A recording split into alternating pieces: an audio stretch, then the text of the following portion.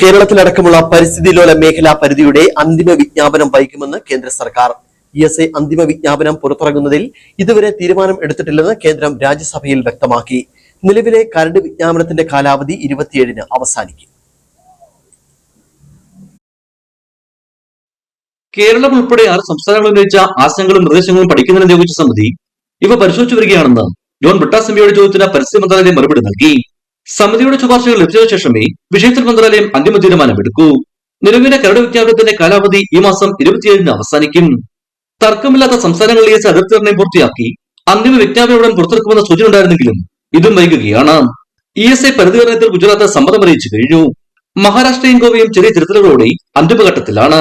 എന്നാൽ കേരളവും കർണാടകയും കേന്ദ്ര നീക്കത്തോട് വിയോജിക്കുന്നു.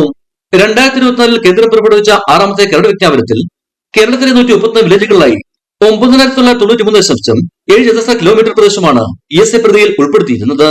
എന്നാൽ ഉപഗ്രഹ സർവേകൾക്കും നേരിട്ടുള്ള പരിശോധനകൾക്കും ശേഷം പരിധി 8,590.69 ചതുരശ്ര കിലോമീറ്ററായി ചുരുക്കണമെന്ന് കേരളം കേന്ദ്രത്തോട് ആവശ്യപ്പെട്ടിരുന്നു.